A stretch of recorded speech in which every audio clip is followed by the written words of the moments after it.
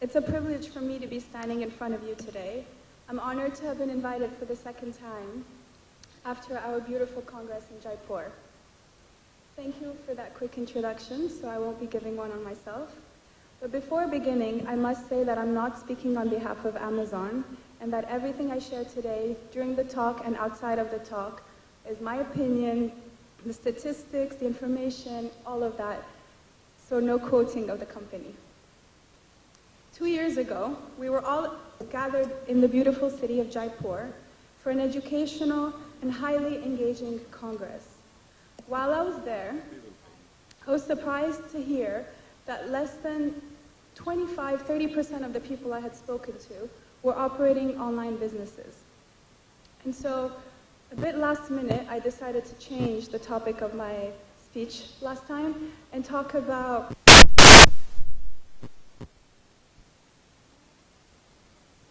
for anyone who wanted to build a digital presence. So for those who've missed it or need a little refresher, I'll quickly share them with you before getting into my topic of today, which is the future of retail, which basically talks about how to have a proactive approach to disruption versus a reactive one. So here's my 15 checklist from 2 years ago for anyone who's missed it. The first thing, when you want to operate an online business, is to make sure that you have a website that has great functionalities and that it performs. Pretty obvious, but you would be surprised how many don't. The second important topic is having rich detail pages. And the reason that's important is because they act as the sales pitch of the products that you're seeing. And it also helps bridge the gap between online and offline. Gives basically a better visual representation of your jewelry, of your stones. The third, super important, is having transparent pricing and the ability to shop. I've seen many companies spend millions of dollars on websites where you're not able to buy anything and where you're not even able to find the products. So in many ways, I wonder what's the purpose of that. Fourth is to have an easy payment and checkout process, because that's where you catch your customer and that's where you drive conversion. About 50% of people drop off when the checkout process is not seamless. So you want to make sure it is. The fifth is providing free shipping and free returns, specifically for customers who are risk averse and who are scared to buy a product, specifically high-end products online. Sixth is excellent mobile optimization, as consumers today are using mobile a lot more than they are desktop shopping. Seventh, make sure you leverage partnerships that exist already. These could include people like Amazon, Farfetch, Net-a-Porter, to name a few. 8, efficient investments in search engine optimization is super important, and paid advertising.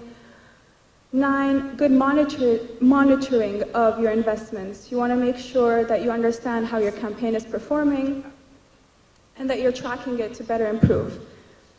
10, good use of email. You can use specifically on abandoned carts. It's really important. That's another way to drive conversion. 11, interactive and engaging, shoppable social media. This has become a no-brainer, and I'm sure you'll hear more about that throughout the next few days. 11, interactive, engaging, partnerships with bloggers, which we'll hear a lot more about later in the next few days.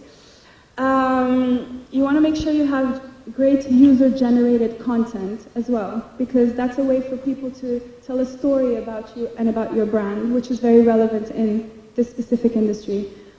And then the last 2 points, one is excellent customer service. I cannot stress that enough. And then data.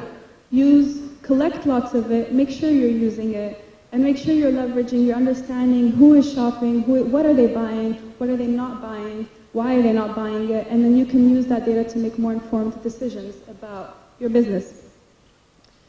So that was my checklist from 2 years ago.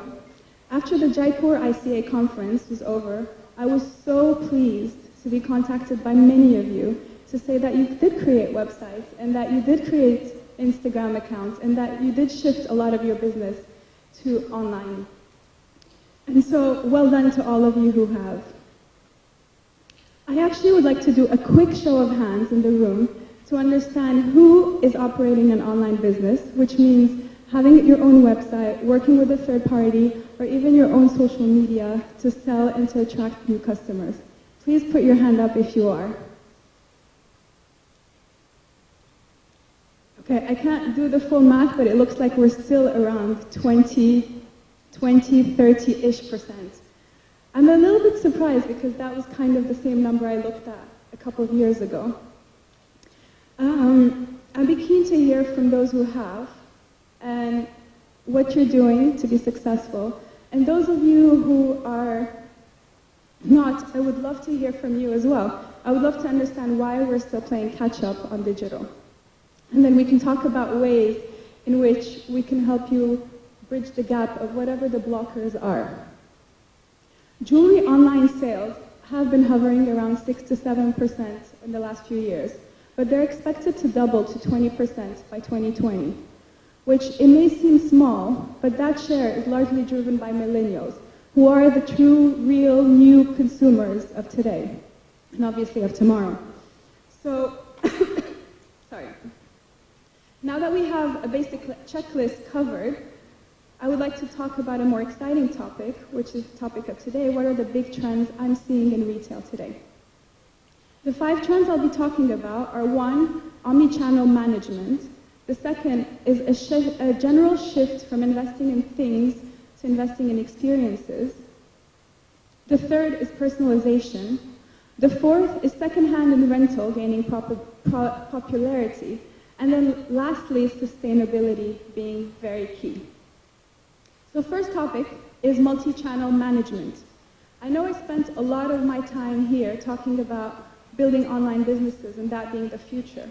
But actually the direction that I think we should all be thinking about is how to leverage the omni-channel model. Businesses can range from being purely physical, brick and mortar, to purely online, to anything in between, which is what we call omni-channel management.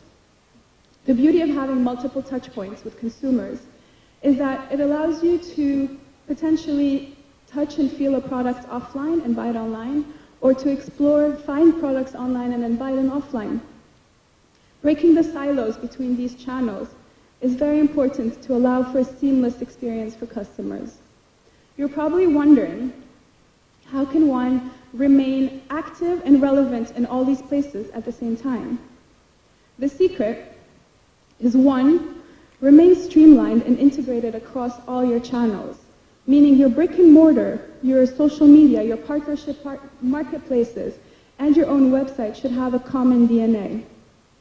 And then the second is make sure you're offering flexibility and convenience to your customers across all channels. The beauty of this approach is that it allows you to tap into a much larger customer base by offering a much wider selection of products online, because space is not limited, and tapping into customers in remote places that are far away from you. I was talking to one of our colleagues last night at the ICA opening, and she was talking about how she operates a brick and mortar store in Canada, but through her Instagram, she sells to consumers in Singapore and in Australia that she's never met before. That, to me, is an excellent use of an omni-channel model. You can each decide what omni-channel looks like for you. This might mean allowing your consumers to buy products offline and picking them up in store, which we often refer to as a click and collect model, or placing showroom screens, which Omar, I know you've mentioned before, to help consumers make more informed decisions. Another opportunity to explore is inventory management across all these channels. The beauty of that is that you don't need to hold inventory for each one and that you could share them across. The second topic, trend I see, is a shift from investing from things to experiences. There are a lot of studies that are showing that 50% of millennials, again, the consumers of today and tomorrow, want to spend more money on luxury experiences versus luxury things. This trend is growing and can be a threat to our industry, unless we quickly enhance the experience of finding, having, and owning jewelry or stones. As you probably all know, several renowned big stores are starting to close down and declaring bankruptcy. One of which is one of my favorite, is Barney's in New York. There are about 5,000 stores closing in America every year, and that's mainly due to the fact that consumers aren't buying there anymore.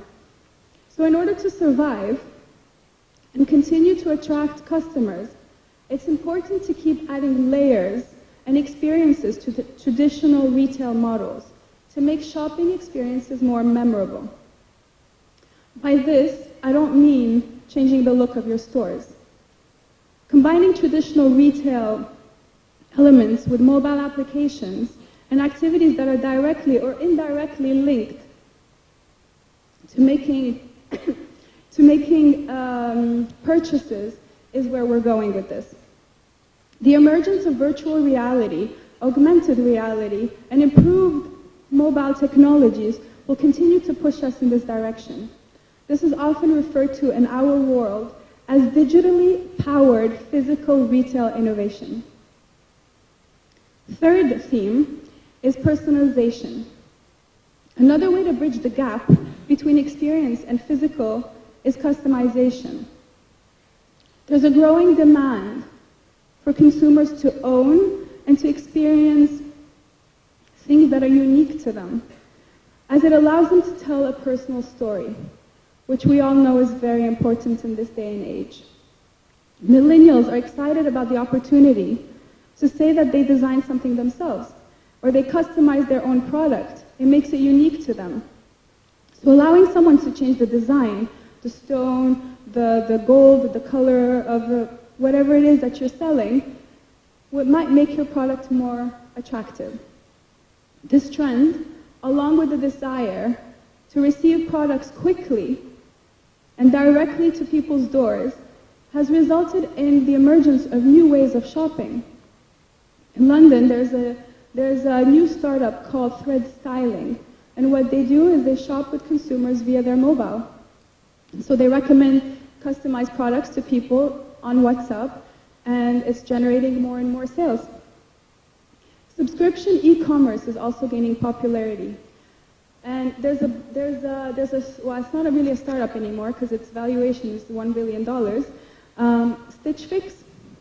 For those of you who don't know what Stitch Fix is, thank you, I would love some. No, Benjamin noticed it. Oh, thank you so much.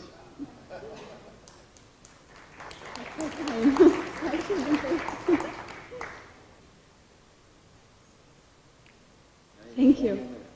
Oh, okay, I'll be quick. Thank you so much. So Stitch Fix, for those of you who don't know about it, is a subscription e-commerce based model where consumers receive boxes with customized products specifically for them. And they can keep whatever they like and return the box with whatever pieces they don't like. So, you know, there are a lot more and more companies like this that are emerging out of the need of people wanting customized experiences, customized products that are just for them. The key here is to remember the customers are looking for a unique experience. And the more special you make them feel, the higher the chances of winning with them. Fourth, second-hand and rental are gaining traction. Moderately used and rental items are gaining in popularity versus buying something new or even owning it at all. These are technically two separate trends, so we shouldn't be combining them, but for the sake of time, I will. Aside from being able to buy products at lower prices, customers enjoy the thrill of the hunt, of finding a unique piece of vintage jewelry in secondhand stores. This customer trend has led to the emergence of new business models, such as Vestiaire Collective and The Real Real, which basically allow people to resell products that they've owned in the past. Several secondhand shoppers are picking online because it's linked to the social media websites that they're already consuming. So keep those channels in mind as you decide to expand your distribution. It's probably also no surprise to you that millennials are moving more and more to assetless living. This is leading to the emergence of several companies, such as Uber, which Omar you've mentioned, Zipcar, where both models allow you to order a car when you want it versus owning it, or Airbnb, which allows you to rent an apartment when you need it versus owning it. And even better, or more relevant, a company called Rent the Runway, which today is valued at $1 billion and is based on the model that you can rent your clothes versus owning them. So I see no reason why a similar model would not exist in jewelry and watches. If you ever start this business, make sure you remember where you learned it from. The trend to keep note of is that customers want to experience luxury without necessarily having the extra weight, cost, and commitment of owning it. Last trend, sustainability is key. I'm sure this is not a surprise to all of you. More consumers are shopping with feelings versus wallets, especially in the jewelry world. Millennials in particular are becoming more knowledgeable and interested in sustainability, transparency, and social responsibility. So it's important for you all to incorporate social and environmental plans as a core part of your business strategy. I know that Gemfields does a great job at communicating their CSR and focusing on responsible mining and building communities in the areas that they're working. I think that's a good example to follow. I was reading a study a few days ago that concluded that 21% of consumers choose one brand over another simply because of the social and environmental focus that the brand offers. And 16% are willing to pay a premium for a product because they believe in the brand and they believe that the products and services have a positive societal impact. Again, it goes back to storytelling as well. It's something that makes consumers proud. Instagram posts about ethical sourcing and sustainability grew 620% year over year, accounting for 3.6% of all Instagram posts in December 2018. That was up versus 0.5% in January the same year.